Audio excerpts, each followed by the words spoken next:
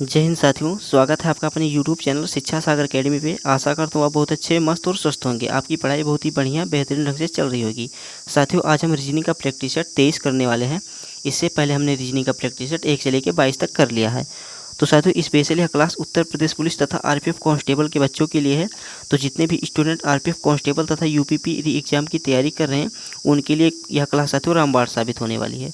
तो साथियों, जब तक यूपीपी और आरपीएफ कांस्टेबल का पेपर नहीं हो जाता, तब तक इस चैनल पर डेली रीजनिंग के प्रैक्टिस सेट आते रहेंगे। तो साथियों, ऐसे में आज हम रीजनिंग का प्रैक्टिस सेट 23 करने वाले हैं। इससे पहले हमने रीजनिंग का प्रैक्टिस सेट 22 तक कर लिया है। तो जितने भी स्टूडेंट चैनल पर नए हैं, उनसे विनती है कि आप यह वाला प्रैक्टिस सेट देखने के बाद चैनल के अंदर जाइए और रीजनिंग का पुराना वाला प्रैक्टिस सेट जरूर देखिए। इससे क्या होगा साथियों, जितने भी प्रश्न हैं हमने प्रीवियस ईयर एग्जाम में पूछे गए प्रश्न, उसी प्रकार के प्रश्नों को मैं डेली प्रैक्टिस सेट में लेके आता हूँ। इससे क्या होगा, आपको एग्जाम का आइडिया पता चल जाएगा कि एग्जाम में किस प्रकार के प्रश्न पूछे जा रहे हैं। तो काफ़ी इंपॉर्टेंट प्रश्न साथियों, आज वाली क्लास काफ़ी इंपॉर्टेंट साबित होने वाली है। अगर आप चैनल पर नए हैं तो आपसे विनती है कि आप वीडियो को बिना स्किप किए वीडियो को कंटिन्यू देखिएगा। तो चलिए बिना किसी समय को गंवाए हुए हम प्रश्नों की ओर बढ़ते हैं। साथियों, आपको स्क्रीन पे प्रश्न नंबर 1 दिख रहा होगा कि नीचे दी गई संख्या श्रेणी को हल करें। बहुत ही बढ़िया प्रश्न साथियों, संख्या श्रेणी वाला प्रश्न है।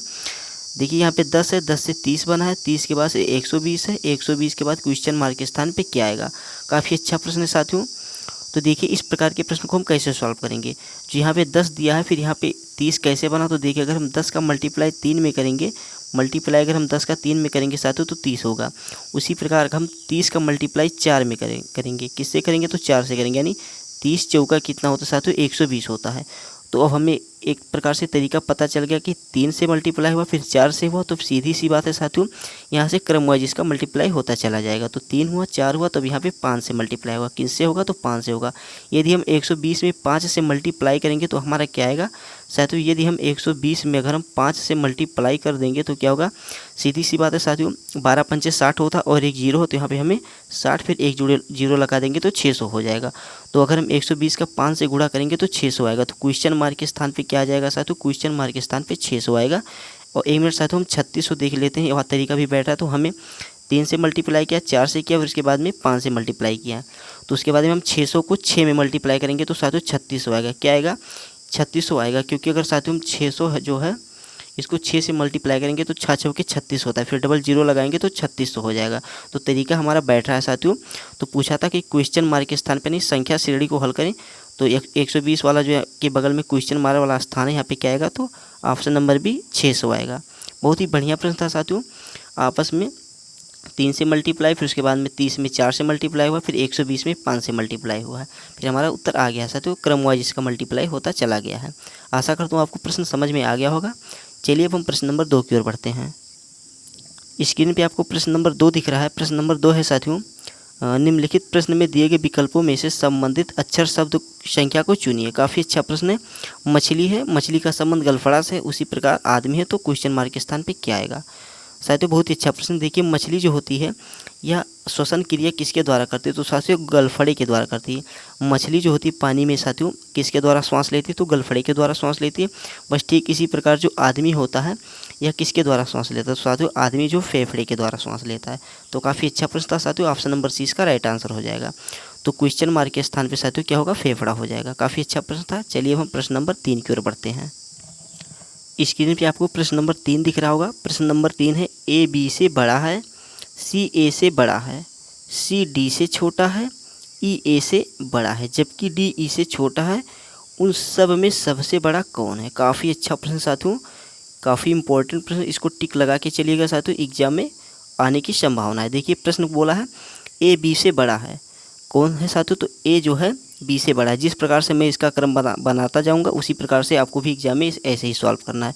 देखिए क्या बोला, क्वेश्चन ए है, जो ए है साथियों किससे बड़ा है तो बी से बड़ा है। मान लीजिए हमने यहाँ पे लिखा ए लिख दिया, फिर ए जो है किससे बड़ा है तो बोला बी से बड़ा है, तो बी को हमने यहाँ पे कर दिया। तो बी साथियों इधर आ गया, ए आगे आ गया, तो ए बी से बड़ा है। अब बोला है सी साथियों, सी ए से बड़ा है। सी जो है ए से भी बड़ा है, किससे बड़ा है तो ए से भी बड़ा है, तो सी को हमने यहाँ पे लिख दिया। सी जो है ए से बड़ा है। अब बोला सी डी से छोटा है, किससे छोटा है साथियों तो डी से छोटा है।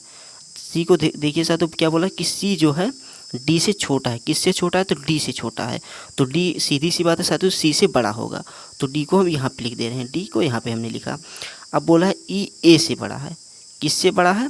ई जो है साथियों ए से बड़ा है। और बोला फिर जबकि डी ई से छोटा है, यानी जो ई है साथियों ए से बड़ा है लेकिन डी से छोटा है। सॉरी साथियों, डी जो है ई से छोटा है। तो काफ़ी बढ़िया प्रश्न है। अब देखिए, अभी हम डी के पहले ई को लिखेंगे। देखिए हम क्यों लिखेंगे, बोला है ई जो है ए से बड़ा है, तो ए यहाँ पे हमारा है, ए से बड़ा कौन है? तो साथियों ई है। और फिर बोला है कि डी ई से छोटा है, यानी ई से छोटा है। तो साथियों जो डी है साथियों ई से छोटा है, तो ई से छोटा है तो साथियों ई बड़ा हो जाएगा। तो हमारा श्रृंखला साथियों बैठ गया है। अब बोला है कि उन सब में सबसे बड़ा कौन है? अब जो साथियों ये सब हैं, इन सभी में सबसे बड़ा कौन है? तो जो आगे लिखा है साथियों वो सबसे बड़ा है, और जो एकदम लास्ट में वो सबसे छोटा है।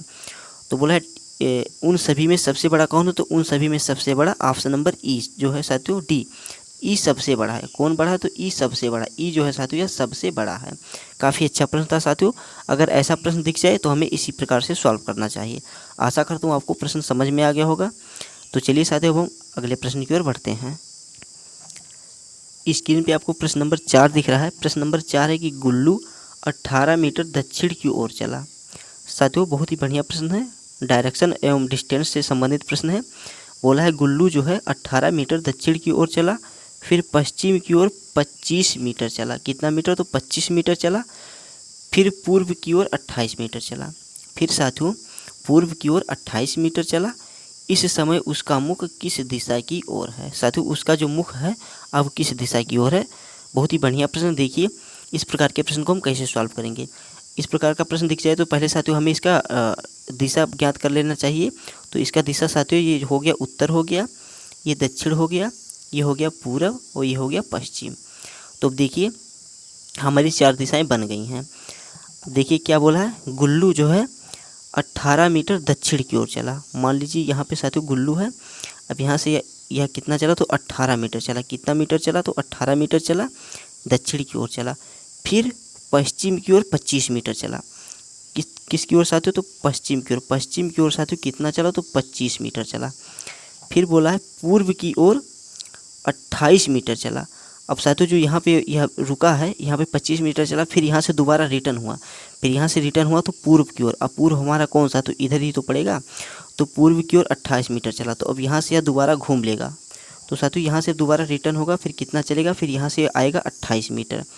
यहाँ से यहाँ तक की दूरी इसकी कितनी पड़ेगी? तो 28 मीटर पड़ेगी। तो बोला है इस समय उसका मुख किस दिशा की ओर है। देखिए बहुत ही बढ़िया प्रश्न है। अब यहाँ पे जब खड़ा है साथियों तो इसका मुख किस दिशा की ओर होगा। अब सीधी सी बात है साथियों, इधर हमारा पूरब पड़ता है, इधर हमारा पश्चिम पड़ता है, इधर हमारा उत्तर, तो लास्ट में हमारा नीचे एकदम दक्षिण पड़ता है। तो बोला है कि इस समय उसका मुख किस दिशा की ओर है। तो साथियों इस समय उसका मुख पूर्व दिशा की ओर है। तो ऑप्शन नंबर ए जो है साथियों इसका, ऑप्शन नंबर ए इसका राइट आंसर हो जाएगा। तो ऑप्शन नंबर ए इसका राइट आंसर हो जाएगा। काफ़ी इंपॉर्टेंट प्रश्न साथियों, काफ़ी बढ़िया प्रश्न था। चलिए अगले प्रश्न की ओर बढ़ते हैं। साथियों उससे पहले आपसे विनती है कि अगर आपको वीडियो अच्छा लग रहा है तो प्लीज़ आप वीडियो को लाइक कर दीजिए। साथ ही अगर आप चैनल पर नए हैं तो चैनल को सब्सक्राइब करना मत भूलिएगा। तो साथियों जितना हो सके वीडियो को अपने दोस्तों के पास शेयर करना भी मत भूलिएगा, क्योंकि साथियों जितने भी प्रश्न काफ़ी इंपॉर्टेंट प्रश्न हैं और यूपीपी तथा आरपीएफ कांस्टेबल के बच्चों के लिए साथियों बहुत ही इंपॉर्टेंट क्लास है ये। तो प्लीज़ आप अपने दोस्तों के पास ये वीडियो जितना हो सके उतना शेयर जरूर कर दीजिएगा, और चैनल पर नए हैं तो चैनल को सब्सक्राइब करना मत भूलिएगा। चलिए हम प्रश्न नंबर 5 की ओर बढ़ते हैं। साथियों स्क्रीन पे प्रश्न नंबर 5 दिख रहा है कि 6 दोस्त हैं, ए है, बी है, सी है, डी है, ई है और एफ है, जो कि पूर्व दिशा की साथियों पूर्व की ओर मुख करके एक पंक्ति में बैठे हैं। साथियों पूर्व की ओर 6 मित्र हैं, मुख करके एक पंक्ति में बैठे हैं। बोला है सी ए और ई के बीच में, सी जो है ए और ई के बीच में है, बी ई के तुरंत दाएं हैं किंतु डी के तुरंत बाएं हैं, एफ दाएं छोर पर नहीं है कि कितने लोग ई के दाएं हैं। काफ़ी अच्छा प्रश्न है साथियों। देखिए इस प्रकार के प्रश्न को हम कैसे सॉल्व करेंगे। बोला है साथियों 6 दोस्त हैं, पूर्व की ओर मुख किए एक पंक्ति में बैठे हैं। तो हम क्या करेंगे, तो एक पंक्ति मान लीजिए ऐसी हमने एक पंक्ति बना ली। तो साथियों और बोला भी है कि किस तरफ मुख करके बैठे, तो पूर्व की ओर बैठे हैं। तो इन सभी का मुख साथियों पूर्व की ओर है। हम 6 मित्र को बनाएंगे, 2 हो गया, 3 हो गए, 4 हो गया, 5 हो गया, एकदम लास्ट में साथियों 6 मित्र, ये 6 हो गए। तो बोला है कि क्या बोला है, तो 6 दोस्त हैं A B C D E F पूर्व की ओर मुख किए एक पंक्ति में बैठे हैं। अब यहाँ से हमारा साथियों प्रश्न स्टार्ट होता है। सी जो है ए और ई के बीच में, किसके बीच में? ए और ई के बीच में सी है। तो अब हम साथियों सी को कहाँ पे बैठाएंगे? तो सी को हम यहाँ पे बैठा देंगे। ये हो गया सी हो गया साथियों। और क्या बोला है? ए और ई के बीच में है, तो यहाँ पे हम ए को लिख लेंगे और यहाँ पे ई को लिख लेंगे। तो साथियों ई को हमने लिखा। अब देखिए सी जो है ए और ई के बीच में बैठ गया है। अब अगला प्रश्न क्या है? बी ई के तुरंत दाएं हैं। बी जो है साथियों ई के तुरंत दाएं हैं, तो ई का दायां कौन सा होगा साथियों? तो ई का दायां इधर होगा, तो यहाँ पे बी बैठ जाएगा। कौन बैठ जाएगा? बी बैठ जाएगा। अब बी ई के तुरंत दाएं हैं किंतु डी के तुरंत बाएं हैं। क्या है? तो डी के तुरंत बाएं हैं, तो डी के तुरंत बाएं, तो डी यहाँ पे हो जाएगा साथियों। अब क्या बोला है? एफ दाएं छोर पर नहीं है, तो एफ सीधी सी बात है साथियों, एफ एकदम ऊपर होगा। एफ दाएं छोर पर नहीं है। अब बोला कितने लोग ई के दाएं हैं। अब कितने लोग साथियों ई के दाएं हैं, तो ई का मुख साथियों इस तरफ है, ई का मुख इस तरफ है। जब इस तरफ होगा तो साथियों इस तरफ इसका बायां हो जाएगा और इस तरफ इसका दायां हो जाएगा। तो बोला है ई के दाएं कितने लोग हैं, तो साथियों ई के दाएं बी और डी है, तो टोटल 2 लोग हैं। तो ऑप्शन में साथियों ऑप्शन नंबर बी इसका सही उत्तर हो जाएगा, 2 लोग ई के दाएं हैं। काफ़ी अच्छा प्रश्न था साथियों, आशा करता हूँ आपको प्रश्न समझ में आ गया होगा। चलिए अब हम प्रश्न नंबर 6 की ओर बढ़ते हैं। साथियों स्क्रीन पे आपको प्रश्न नंबर 6 दिख रहा है। प्रश्न है पी क्यू का भाई है, क्यू आर का भाई है और आर एस का पति है, टी के पिता हैं। टी जो साथियों पी के पिता हैं, एस टी से कैसे संबंधित है? काफ़ी अच्छा प्रश्न है, ब्लड रिलेशन से संबंधित प्रश्न है। और साथियों ब्लड रिलेशन से संबंधित प्रश्न काफ़ी इंपॉर्टेंट होते हैं। तो देखिए साथियों इस प्रकार के प्रश्न को हमें ज़्यादातर ज्ञात करने के लिए इसका डायग्राम बनाना बहुत ज़रूरी होता है। कई बच्चे क्या करते हैं बिना डायग्राम के इसको सॉल्व करने लगते हैं और अंत में उनका क्वेश्चन गलत हो जाता है। तो चलिए साथियों इसीलिए मैं बोल रहा हूँ कि आपको बार बार प्रैक्टिस सेट करना बहुत ज़रूरी है। तो देखिए इसको हम कैसे सॉल्व करेंगे। बोला है पी जो है क्यू का भाई है, तो चलिए हम इसका डायग्राम बना के इसको ज्ञात करेंगे। पी बोला है पी जो है साथियों क्यू का भाई है, तो ये हो गया साथियों पी हो गया। बोला है क्यू का भाई है, किसका भाई है? तो क्यू का भाई है, तो क्यू का भाई, क्यू का साथियों क्या है? तो भाई है, तो ये प्लस हो गया साथियों। अब हमें क्यू नहीं पता है कि बहन है कि क्या है, तो चलिए अब हम देखते हैं। अब क्यू आर का भाई है, क्यू जो है किसका भाई है? तो आर का भाई है, तो सीधी सी बात है साथियों ये भी प्लस होगा। आर का भाई है साथियों, तो ये भी भाई ही होंगे। आर का भाई है, आर का भाई है। और बोला कि आर एस का पति है। अब आर जो है साथियों किसका पति है? तो एस का पति है, तो हम इस पर बराबर वाला चिन्ह लगाएंगे, फिर एस को यहाँ पे लिखेंगे, आर को माइनस करेंगे, इसको प्लस करेंगे, क्योंकि आर जो है एस की पत्नी है, तो इसलिए इसको माइनस करेंगे। अब बोला है टी जो है पी के पिता है, टी जो है पी के पिता है, तो यहाँ पे हमने टी को लिख दिया और ये हो गया साथियों, ये हमने डायग्राम बना दिया ऐसा। तो देखिए क्या है, टी पी के पिता है। अब बोला है एस टी से कैसे संबंधित है। अब जो साथियों यस जो है टी से कैसे संबंधित है, ये प्रश्न पूछा है, तो काफ़ी अच्छा प्रश्न। देखिए अब जो पी है क्यू है आर है, ये सभी क्या हो गए? टी के क्या हो गए साथियों? पुत्र हो गए। जो पुत्र हुए तो यस जो है ये क्या होगी? इसकी पुत्र वधू हो जाएगी, यानी इसकी बहू हो जाएगी। तो बोला भी है साथियों यस जो है टी से कैसे संबंधित है, तो यस का संबंध साथियों टी से किस प्रकार का है? तो बहू का संबंध है। तो क्या होगा? ऑप्शन नंबर 20 का राइट आंसर हो जाएगा।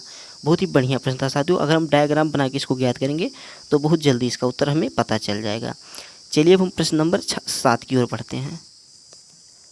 स्क्रीन पे साथियों प्रश्न नंबर 7 है। बोला है दी गई मैट्रिक्स में लुप्त संख्या ज्ञात करें। बहुत ही बढ़िया प्रश्न साथियों, लुप्त संख्या में ज्ञात करना है। जैसे यहाँ पे साथियों 4 6 24 576 है, ठीक इसी प्रकार से यहाँ पे 3 है, फिर क्वेश्चन मार्क का स्थान दिया है, फिर यानी क्वेश्चन मार्क के स्थान पे हमें क्या लाना है, वहीं में इसका उत्तर ज्ञात करना है। तो देखिए इसको हम कैसे ज्ञात करेंगे, बहुत ही बढ़िया प्रश्न है।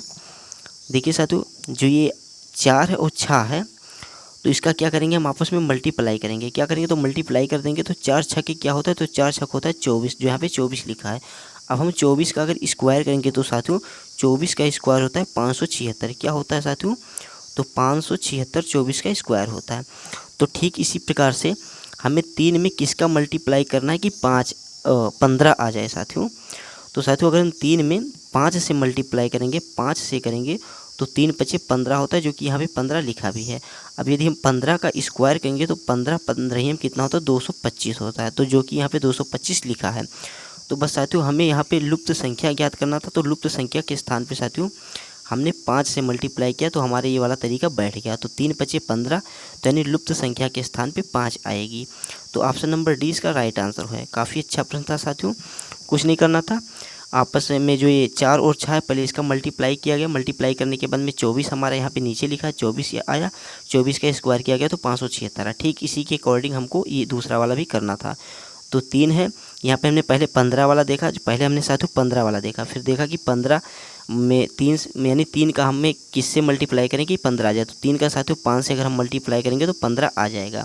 तो हमने 5 से मल्टीप्लाई किया, फिर 15 का स्क्वायर किया तो 225 हुआ, जो कि पहले वाले अकॉर्डिंग से इसका मतलब मेलजोल हो गया था। तो इसी प्रकार से इसका उत्तर हमें साथियों पता चल गया। इसका उत्तर आएगा ऑप्शन नंबर डी 5 आएगा। काफ़ी अच्छा प्रश्न था साथियों। चलिए हम प्रश्न नंबर 8 की ओर बढ़ते हैं। साथियों स्क्रीन पे प्रश्न नंबर 8 दिख रहा है। नीचे दिए गए विकल्पों में से लुप्त संख्या ज्ञात कीजिए। प्रश्न ध्यान से पढ़िए साथियों। बोला नीचे दिए गए, साथियों कहाँ पे, तो नीचे दिए गए विकल्पों में लुप्त संख्या ज्ञात कीजिए, यानी यहाँ पे क्वेश्चन मार्क के स्थान पे क्या आएगा। 15 है, 12 है, फिर 3 है, फिर 44 है, 28 है, 8 है, 64 है, 53 है, फिर क्वेश्चन मार्क के स्थान पे पूछा गया है। तो साथियों बहुत ही बढ़िया प्रश्न। देखिए हमें इसको कैसे ज्ञात करना है। जो 15, 12, 44, 28, 64, 53, इनको हमें कुछ भी लेना देना नहीं, यानी इनसे हमें कोई भी मतलब नहीं है। हमें मतलब साथियों 3, 8 और क्वेश्चन मार्क के स्थान पे क्या आएगा, इस वाले तरीके से इसको हमें ज्ञात करना है। कई सवाल साथियों इसी प्रकार से सॉल्व होते हैं। तो देखिए 3 से साथियों 8 हुआ, तो 3 से अगर 8 हुआ तो इसमें क्या हुआ, +5 हुआ। अब हम 8 में +5 करेंगे, क्या करेंगे, +5 करेंगे तो 13 आएगा, जो कि हमारा ऑप्शन नंबर बी में 13 मिल रहा है। तो ऑप्शन नंबर बी 13 इसका राइट आंसर है। साथियों आप लोग सोचेंगे कि 15, 12, 44, 28, 64, 53 इनसे इसका कोई संबंध है। तो साथियों इनसे हमें इनका कोई लेना देना नहीं है। कई बार साथियों प्रश्न इसी प्रकार के भी पूछ लेता, हमें लास्ट वाले ऑप्शन से इसका मतलब रहता। तो इसी प्रकार साथियों हमने लास्ट वाले अंक को लेकर के इसको सॉल्व किया तो हमारा उत्तर 13 आ गया। 3 में अगर हम 5 ऐड करेंगे तो 8 आएगा, 8 में 5 ऐड करेंगे तो 13 आएगा। तो जो कि ऑप्शन नंबर बी में 13 दिख रहा है, तो ऑप्शन नंबर 20 का राइट आंसर हो गया है। चलिए प्रश्न नंबर 9 की ओर बढ़ते हैं। साथियों प्रश्न नंबर 9 है, वेन आरेख से संबंधित प्रश्न है। काफ़ी इंपॉर्टेंट प्रश्न साथियों, वेन आरेख से रिलेटेड प्रश्न काफ़ी इंपॉर्टेंट होते हैं। इससे संबंधित प्रश्न मैं डेली प्रैक्टिस सेट में चाहे 2 या 3 या एक ही प्रश्न कोई ना कोई प्रश्न साथियों इसका मैं डेली प्रैक्टिस सेट में करवाता हूं, क्योंकि साथियों एग्जाम में कई बार ऐसे सवाल पूछे जाते हैं। वेन आरेख से संबंधित साथियों सवाल बच्चे क्या करते हैं, एग्जाम में छोड़ के भी आते हैं। तो साथियों अगर आप डेली प्रैक्टिस सेट करेंगे तो आपका क्वेश्चन छूटेगा नहीं। देखिए स्क्रीन पर प्रश्न नंबर 9 है, निम्न दी गई 5 आकृतियों में से उस आकृति को चुनिए जो इन 3 वर्गों की बीच संबंध को दर्शाता है। साथियों ईंट है, घर है, पुल है। इनको सॉल्व करने से पहले हमें इनका संबंध देखना है कि इनका संबंध आपस में बैठ रहा है कि नहीं बैठ रहा है। तो देखिए साथियों ईंट का है, घर का है, पुल का है। तो साथियों पहले हम क्या करेंगे, ईंट वाला डायग्राम बनाएंगे। हमने मान लीजिए साथियों ये ईंट वाला डायग्राम बना लिया। ये वाला साथियों हमारे क्या हो गया, तो ईंट वाला डायग्राम हो गया।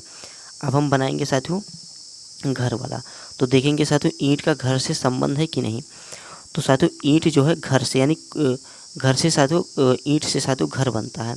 और ऐसा नहीं साथियों केवल ईंट ही से बनता है, यानी ईंट के साथ साथ अन्य भी सामग्री की हमें आवश्यकता होती है। तो यहाँ पे हमें कूच वाला डायग्राम बनाना पड़ेगा। यानी साथियों कुछ घर साथियों जो होते हैं ईंट के बनते हैं, यानी कुछ घर अभी भी गाँव में, जैसे गाँव वगैरह में हो गया साथियों, वहाँ पे अभी भी कच्चे घर होते हैं, यानी मिट्टी के घर होते हैं, उसमें ईंट की प्रयोग ही नहीं होती है।